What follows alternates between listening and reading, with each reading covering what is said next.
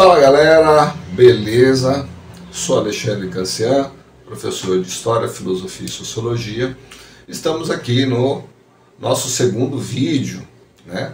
Que eu vou falar aqui sobre a República. Mas eu vou iniciar essa República lá na Revolução Francesa, tá? Lá na Revolução Francesa é importante trazer isso porque ela vai refletir mais ou menos como é a nossa política atual, tá? Então lá na Revolução Francesa a gente vai entender e conhecer o conceito de direita e esquerda. Lá na Revolução Francesa a gente vai ter a questão do Estado laico, tá? Que a gente vai falar, e obviamente sobre a República, tá? Mas você pode perguntar, professor, mas antes, né, os Estados Unidos teve a sua independência, teve sua república, sua constituição. É verdade, né? Antes da própria Revolução Francesa.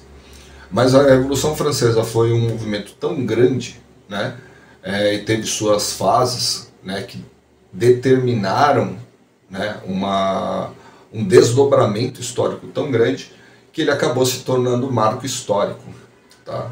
Então, por isso eu vou trazer essa questão. Então vamos começar aqui pela questão da direita e esquerda, né?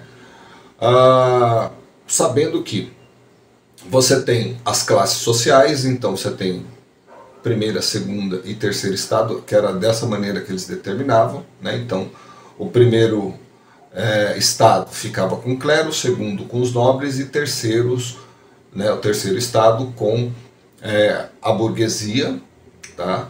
Com os camponeses, com artesãos, com os sanculotes, tá? O que isso significa? Significa que o terceiro estado, eles que tinham que pagar todos os tributos, né, para sustentar o primeiro e o segundo estado, tá? Dentro dessa pirâmide social. Só que houve um desagrado tão grande que eles resolveram fazer uma revolução, ou seja, tiraremos o rei, não queremos mais o rei. Tá? E dessa maneira eles se reuniram, né? Então de um lado ficou a burguesia,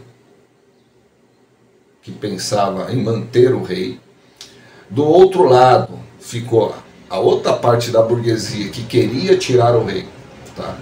E é nesse momento, tá, que surge, né, quem escreveu, quem relatou tudo isso, colocou dessa maneira: olha, né, o pessoal, né, burguês, lembrando que burguês, naquele período, nada mais, nada menos era o sujeito que era um comerciante. Ponto. Tá? Tinha comerciantes pequenos, comerciantes médios e comerciantes grandes. Acabou. Burguesia significava ser comerciante. Tá? Não tinha nada a ver com a questão de ser rico ou não ser rico. Tá?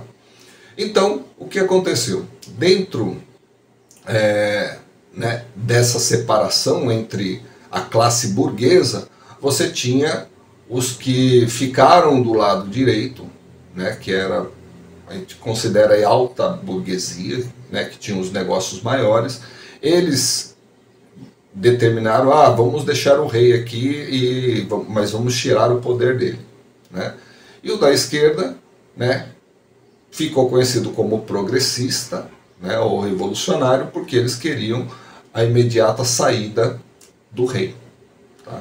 Então, dessa maneira, surge a questão da direita e esquerda, que ao longo do tempo também foi distorcido, né? Então, foi colocado a direita como conservadora, tá? E a esquerda como revolucionária barra progressista. Tá? E que, na verdade, todo mundo fazia parte da mesma classe social.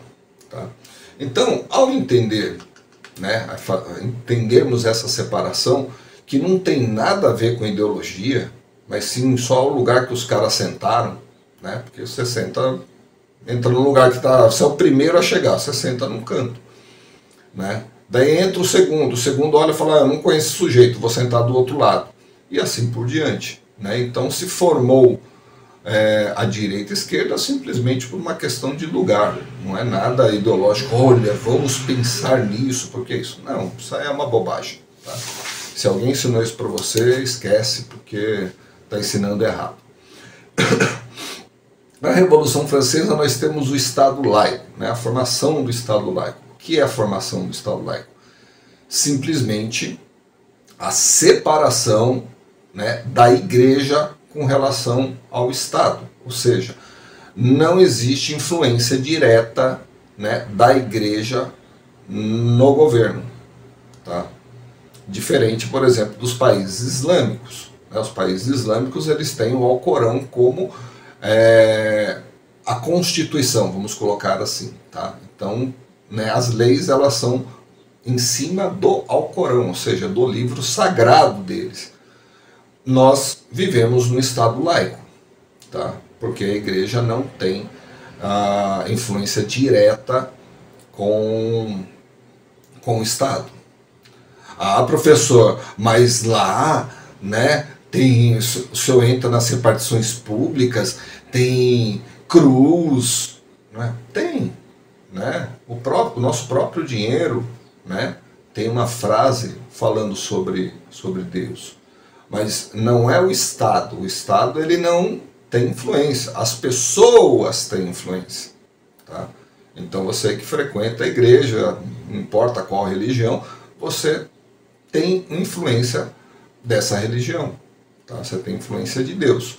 E são essas pessoas que fazem as leis. Então por isso dá a impressão de que o Estado ele tem influência, mas não tem. Quem tem são as pessoas. Tá?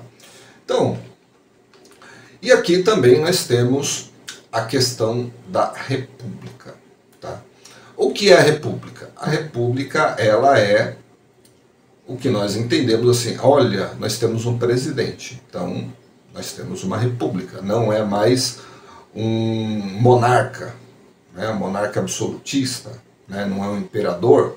Então quando você tem essa figura do presidente, né, você automaticamente já faz uma associação de que é uma república, tá? De que tem uma democracia, né? E isso é bem importante, né, em vários aspectos, porque a democracia como característica, né, além do voto, ela também te dá a liberdade de ir e vir, de você se expressar. Tá? Isso são características de regimes democráticos. Né? Regimes autoritários, como o império, uma monarquia, você não tinha, né, o direito de falar, de se expressar livremente e de ir para qualquer lugar livremente também. Tá? Então isso são características de uma república democrática. Tá? E a república, obviamente, ela tem uma separação de poderes. Né? Você tem o executivo, quando a gente fala em executivo, você pensa presidente, governador e prefeito. Você tem o legislativo, você tem os senadores, deputados federais, deputados estaduais e vereadores. E você tem o legislativo, você tem os desembargadores, você tem o juiz, você tem os ministros, né, do Supremo Tribunal Federal, por exemplo. Então você tem cada uma, né, dessas unidades, tá, do executivo, legislativo e judiciário, e isso vem da ideia, né, de Montesquieu. Montesquieu ele acredita que ao fazer isso, né, fazer essa separação, o Estado, né, estaria livre, né, de influências ou manipulações. Tá? E é o que acontece hoje. Tá? Então hoje nós temos, né, o executivo, o legislativo e o judiciário. Beleza? Gente, obrigado, espero que tenha sido esclarecedor. Né? Como dito anteriormente, isso aqui é uma aula simples, com uma linguagem muito simples. Tá? Obviamente que é muito mais complexo do que isso, tá? Mas eu acho que para um entendimento básico, para você pelo menos saber do que se trata, é importante, né? Como eu disse antes, né, você quer saber mais sobre toda essa estrutura, então leia o Joseph Schumpeter, né? É um livro grossão, tudo bem, mas se você quer saber mais, é importante que você leia esse livro, daí sim, daí você vai ter todas as informações, vai saber como funciona a estrutura, a democracia, o que a democracia é de fato, tá? Mas aqui é um vídeo para pessoas que não têm nenhum conhecimento ou muito pouco conhecimento. Esse é o intuito do vídeo, mas obviamente todos podem assistir. Beleza? Galera, obrigado, valeu, tá? Nas próximas aulas, nos próximos vídeos, né, eu vou falar sobre Constituição. Beleza? Valeu, abraço!